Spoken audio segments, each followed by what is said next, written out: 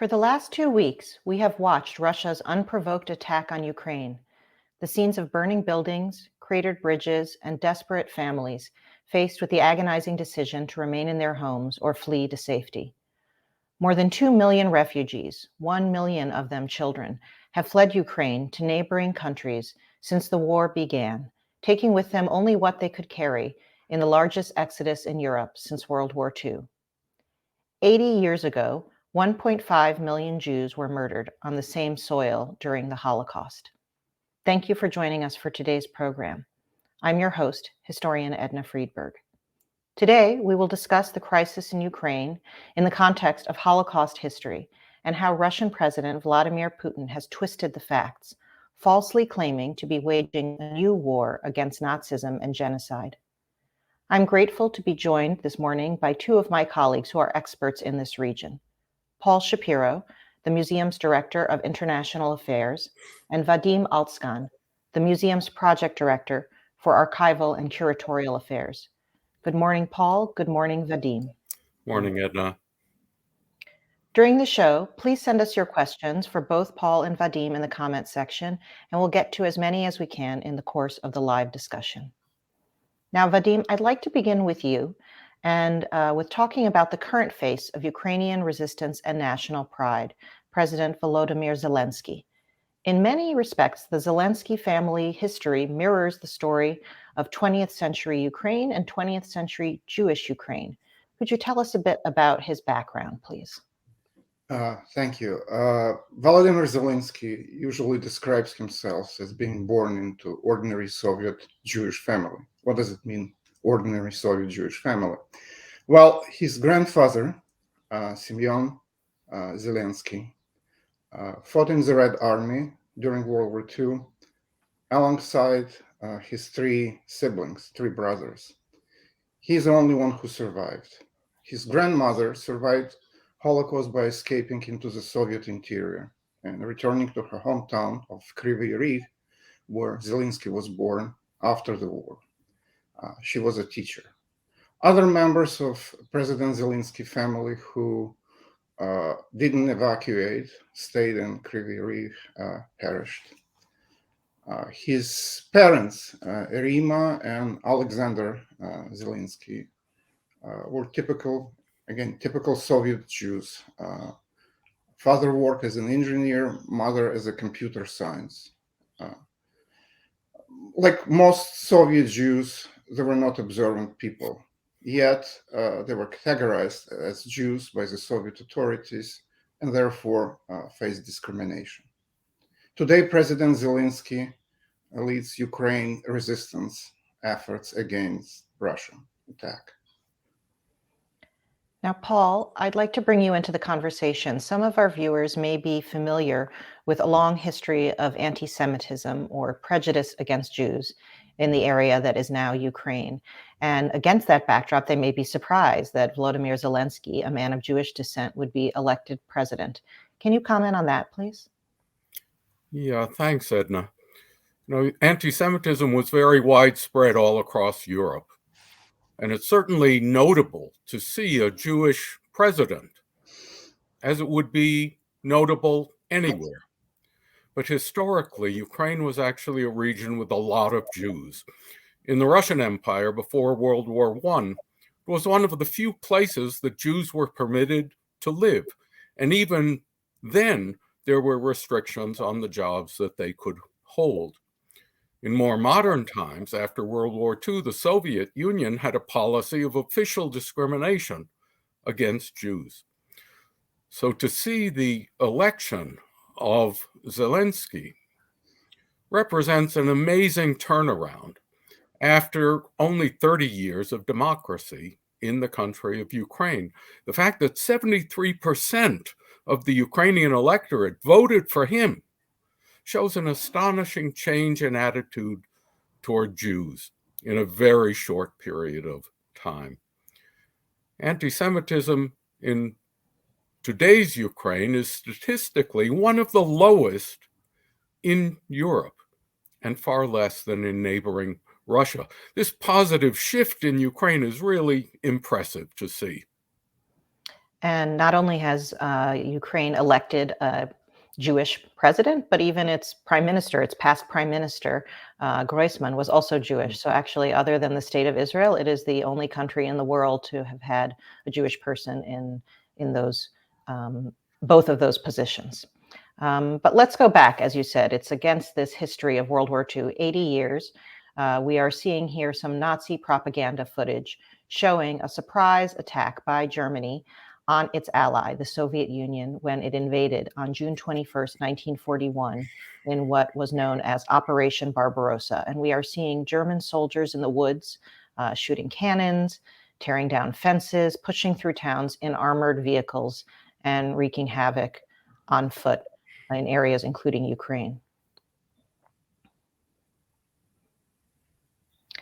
Now, Vadim, we know that some Jewish Ukrainians who were living in what was then the Soviet Ukrainian Republic, some Jewish Ukrainians, like President Zelensky's grandfather, fought Germany, excuse me, as Soviet soldiers.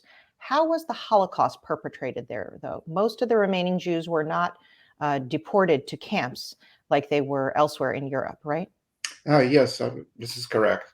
About 1.5 million Jews out of 6 million Jews murdered during the Holocaust were killed in what is today present-day Ukraine.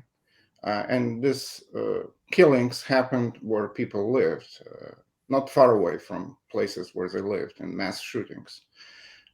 Many of the most biggest concentrated mass killings took place in Ukraine, and probably one of the most known places is Babi Yar, at that time just outside of Kiev, and which recently was again in the news because of the what happened nearby at the memorial site, which came under attack of the Russian forces. Babin Yar, of course, is the largest massacre place where in September of 1941, 33,000 Jews were massacred during 2 days. Yes, just 2 days of very, very intense shooting. Yes. However, from 1941, it took 50 years until 1991 for a specifically Jewish memorial to be built there to remember those who were killed in that massacre. During Soviet times, their Jewishness was really erased and minimized. And we see here a photograph of that memorial and then President Zelensky standing there at a commemoration ceremony held in 2019. I would like to pause for a minute, first of all, to tell viewers who are curious and would like to learn more about the massacre at Babin Yar that we produced an entire program dedicated to that subject last September on the 80th anniversary of those events. And we'll be sharing a link to it in the comments section after this show for viewers who would like to learn more. But also, I'd like to pause to greet our viewers who are watching from all around the world. Hello to our international viewers. Thank you for joining us from Denmark, from the capital city of Athens, Greece, from Amsterdam, Netherlands, and from Stuttgart in Germany. We're glad to have you with us, and would also like to wish a good morning to our American viewers in Dartmouth, Massachusetts, Tullahoma, Tennessee, Lake Elmo, Minnesota, St. Louis, Missouri, and Des Moines, Iowa.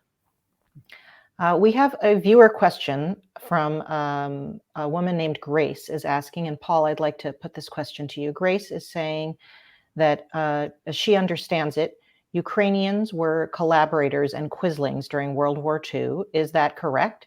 And also she asks if Putin is distorting this fact for his war on the country now. Could you answer, Grace, please?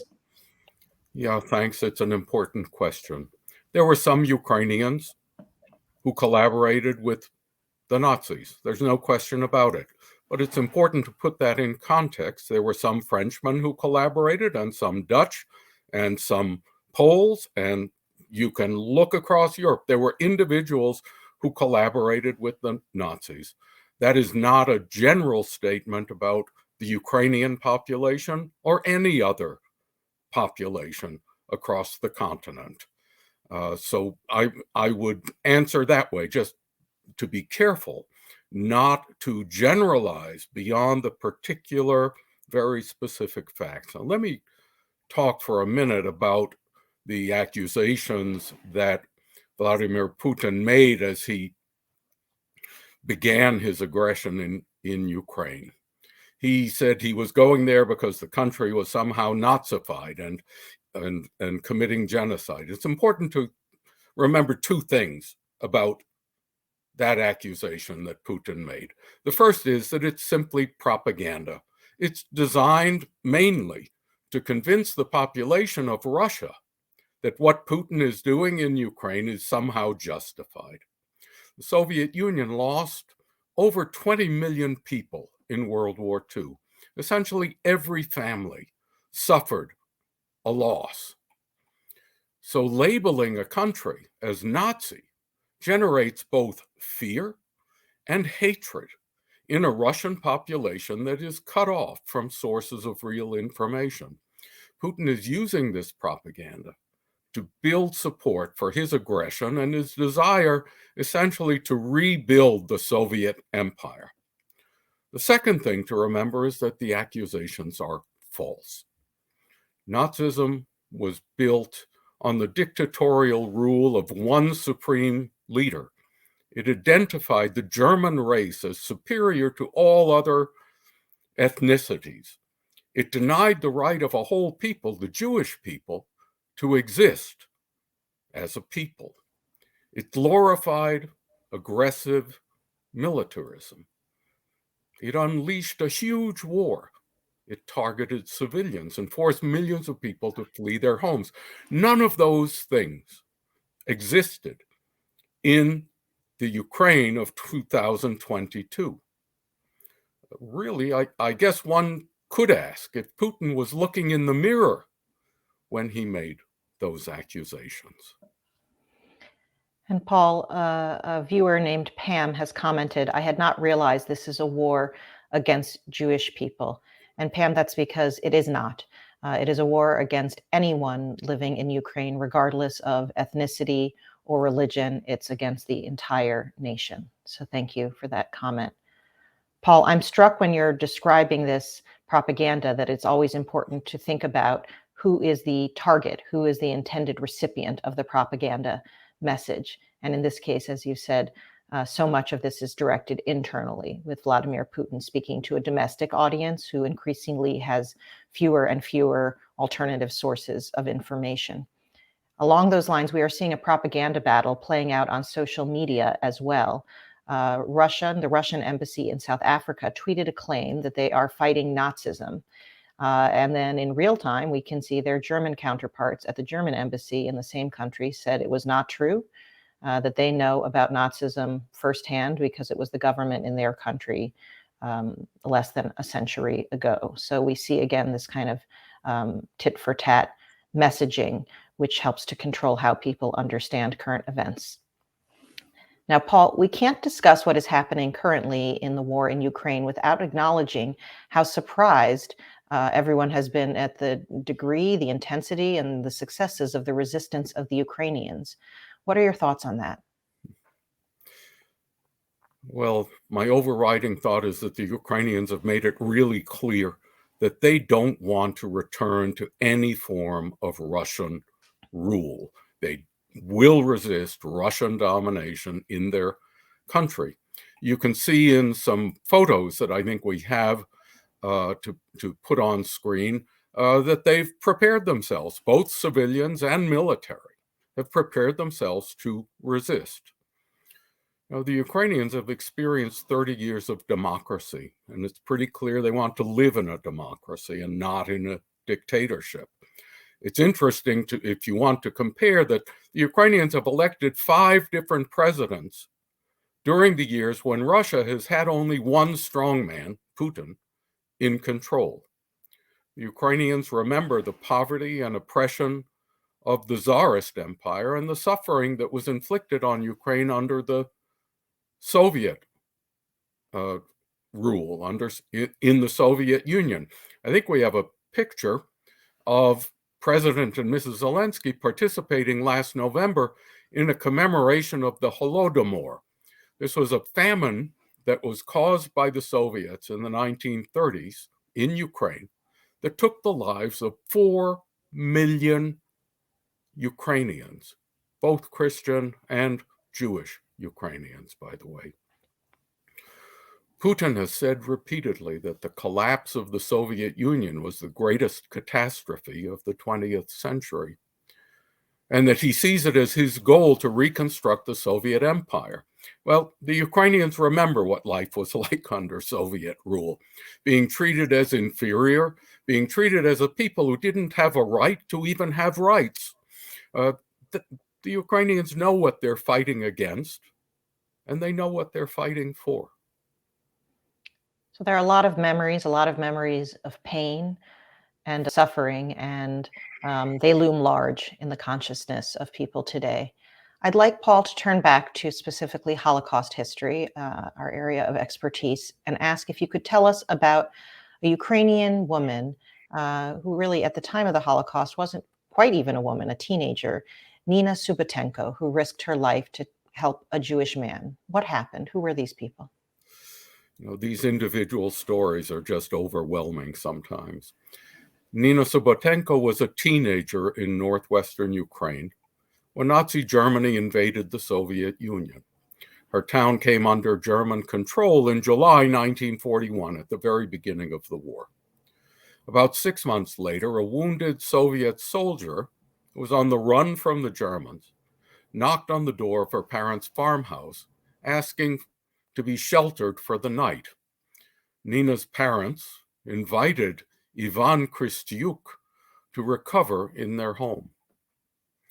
While he was sleeping, they heard him murmuring in a different language, in Yiddish actually, and they asked him about it. Ivan revealed that his real name was Yaakov Bogorod, and he confirmed that he was Jewish and from Kiev. And how did the Subotenko family respond to that revelation, which by definition put them at great risk for harboring a Jew? That was forbidden. In spite of the risk, they allowed him to stay. And Nina's affection for Yaakov grew as she helped him recover from his wounds. So you see this humanitarian person-to-person connection. The two fell in love, and in 1946, when the war was over, they married one another. The Holocaust Memorial in Israel, Yad Vashem, one of our partner institutions, awards special recognition to non-Jews who risked their lives to save Jews during the Holocaust, recognizing them as righteous among the nations. In the late 1990s, Nina and her parents received that honor. More than 2,600 Ukrainians have been recognized for their courage and humanity by the state of Israel as righteous among the nations. That's one of the highest numbers of righteous in any single country. And I just love that teenage photo of the sweethearts. It's very moving and reminds you that human emotions are the same, even in times of intense chaos. People are really responding to the story of Nina and commending her. Margot in Chicago writes, "We must all keep telling and hearing these stories. My prayers are with you and Ukraine." And also Tracy on Facebook is asking, what do we know about Nina today? Is she still alive, Paul? She would be very old, right? It's a great point, and it makes the point that we are still living Holocaust history today. At age 97, Nina is one of the few righteous among the nations from Ukraine who's still alive. At the start of the Russian invasion, she came under bombardment in Kiev. According to the foundation that provides support for the righteous in their final years, Nina is one of 17 of those special rescuers who are still living in Ukraine today. And Aaron, watching on Facebook, who has descended himself from survivors, is calling Nina an angel in a time of darkness. Vadim, I'd like to bring you back in and put you on the spot, if I could, because you're not just my colleague, but also my friend, and I know a little bit about your family history. You are also descended from Holocaust survivors, and yourself was born and grew up in Ukraine. I understand that just a week before the German invasion, the small town where your family lived in 1941 Your relatives were faced with a wrenching decision. What happened? Well, in a way, it's very similar to what is happening today. I mean, these days, these decisions had to be made very quickly, and I know, from my father and from my mother, who were teenagers at that time, that these decisions determined their fate. Decisions were not made by my parents, of course, but by their parents, my grandparents. And as I said, decisions have to be made very quickly, right on the spot. So my family left, my both mother and father, from different parts of Ukraine. And those who remained, with exception of one person, all perished during the German occupation. Those who left areas where German troops were approaching, by and large, survived. And your grandfathers fought in the Soviet Red Army, right? Yes, both of them. One died fighting, was wounded and died later on fighting German army in Latvia. Another one came back to the family, to his hometown where he lived until he died. After the war, they managed to reestablish families, and I was born in the same area and lived there, as you mentioned, until I was 17 years old. And growing up, I learned about Holocaust and what happened with my family, mostly through family albums, where you can point out to a picture and ask, who is this person? Why I never met this person? And what happened to this person? And of course, like in any ordinary Soviet Jewish family, parents or grandparents would describe what happened to them. And in most cases, these were images of people I never met and who perished during the Holocaust. There are also a picture of, there's other pictures in the album of family members who survived. And we just were looking at one of them, if we could bring it up again. I think a really beautiful, evocative photo. Who are we seeing here? Yeah, this is a man I think to whom my family and myself owe our lives. This is my great grandfather, Shalom Alskin. The picture is made after the war, of course, but this was a man who actually made decision. He not only made this decision, but he also carried out, this exodus of the family through entire central and then eastern Ukraine, which took several weeks under heavy bombardment of German planes and artillery. So this is a man, to whom my family owes their lives. And this family history, that decision, that flight must be front and center in your mind today. Have you been in contact with friends in Ukraine? Yes, I'm daily, 24/7, in touch with everyone I know in Ukraine. And so it's, again, when I'm talking to them, I often refer to the time of war when convincing them or trying to convince them to leave certain areas to make sure that they're in safety. And again, I'm bringing an example of my own family, describing them how this decision was made and, and what happened with those who didn't leave and decided to stay. And no way to know what is the right choice. There's so many factors where people feel they can't. Absolutely. These stories are really striking a chord with many, many people in our audience. Naomi writes, my father was a child in Visnitz, then Romania, and now Ukraine, and he survived the Holocaust. Another viewer named Karen writes that her grandparents emigrated to the US from Kyiv in the early 1900s. So many, many people are feeling their own roots, their own, this could have been me kind of reactions. Paul, listening to Vadim talk about his family's odyssey during the Holocaust and those who survived and those who didn't, looking at Nina, reminds me that there are still Holocaust survivors alive who are living in Ukraine and are under assault, who are vulnerable to war again for a second time. with Russia's violent attacks. What can you tell us about survivors in Ukraine now? We really don't have a way to know precisely how many Holocaust survivors are at risk or under bombardment in Ukraine today. What we know for sure is that survivors are in their 80s and even their 90s. Realistically, most of them don't have an option to run away. Some are receiving permanent home care, some are bedbound. Just consider what it must be like. I know how painful it is for me just to think about them and what they're enduring. I can't begin to imagine the trauma that they're experiencing to be under bombardment again.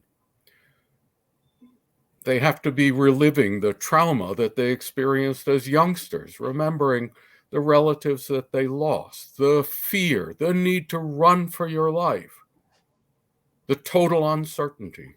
Tomorrow, will I be alive or will I be dead? Russian bombardment has to be bringing back all of those raw memories from 80 years ago. I can't answer your question precisely. All I can tell you is that my heart is aching when I think about them, and even just answering your question. We have the opportunity to see a short clip of some Holocaust survivors in Ukraine.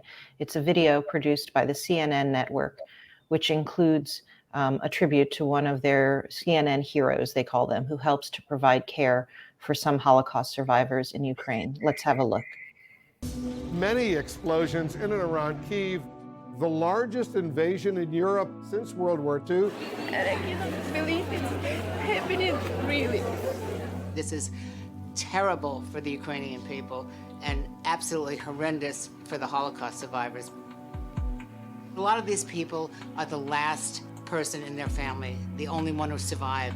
These people went through this once already. And so for them, something like this triggers all this trauma. She's holding a picture of her family that was killed.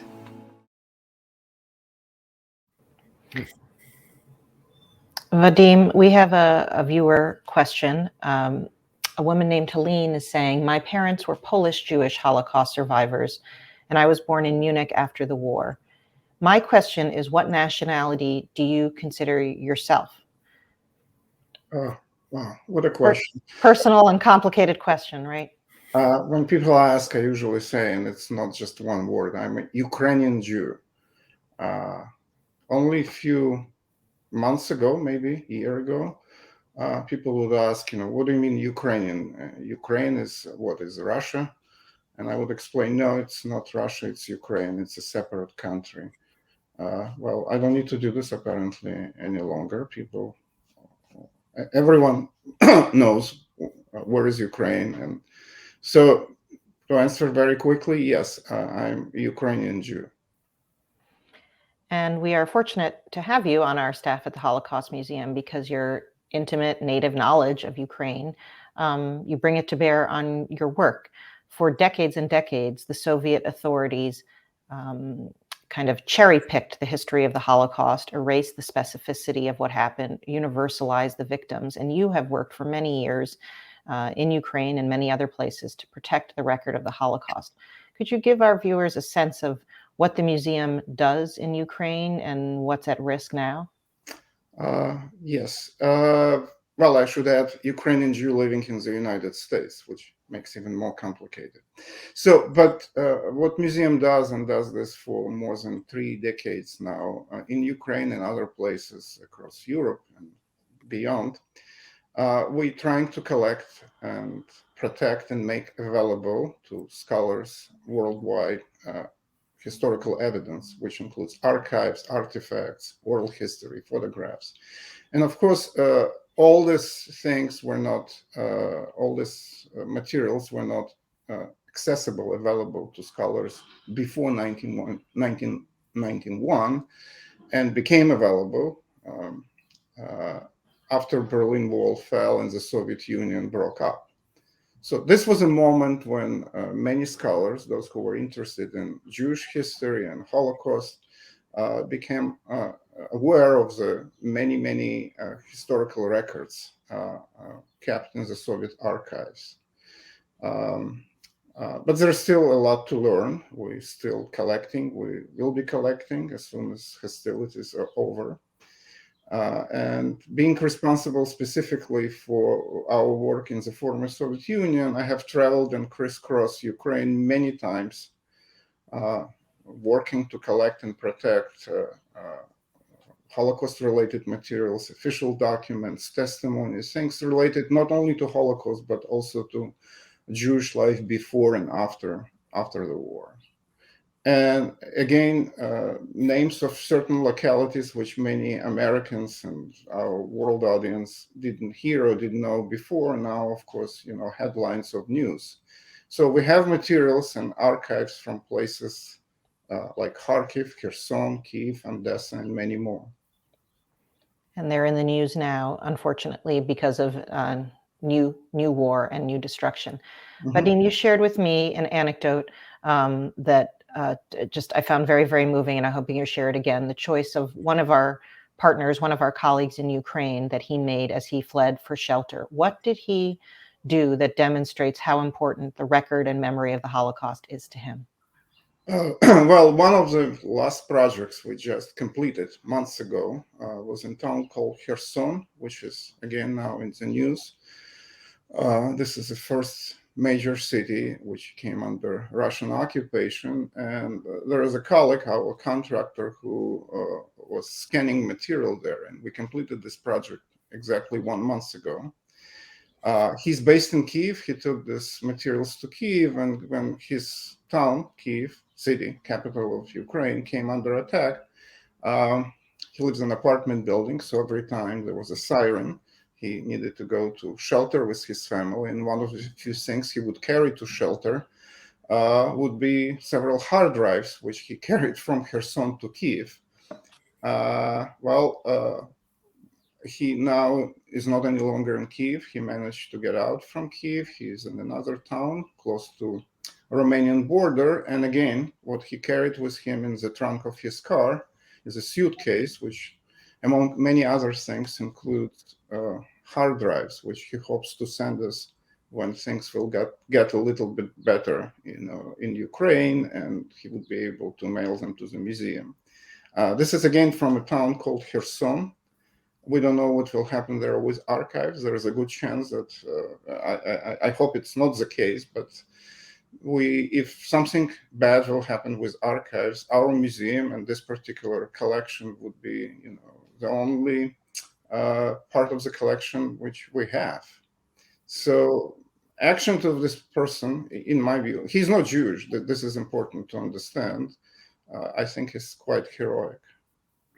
Absolutely. That when he's fleeing literally for his life, among the most precious things that he would choose to carry with him would be these historical materials, this evidence, and it would be a horrible, tragic irony if we would have to share them back to Ukraine if, God forbid, the originals are destroyed.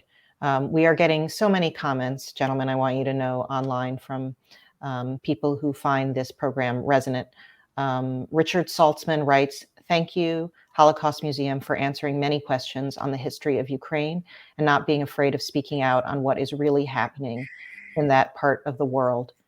And another viewer named Carol has a question. She's asking, in addition to monetary donations, I think she means for, humanitarian or refugee organizations, is there anything you think can be done to help or to show support for the people of Ukraine? What do the two of you think, having had so many personal connections to this region? Vadim, if I could start with you, and then Paul. Well, what we can do, we already do. We support our friends the way we can, being thousands miles away, by calling, by checking, by making sure that they're okay. People, it's not annoyance. I check, I ask if I really bothering you, calling you every day and asking, how you're doing while you're fleeing. People, everyone I know said that this is important for them. This is important that somebody is thinking about them being far away or close by. Doesn't matter where you are. Every war will end. We know this. It will end with peace. We don't know when this war will end and how many lives it will take. But, well, again, I think moral support is what we can offer at this point. And of course, knowing people in different countries.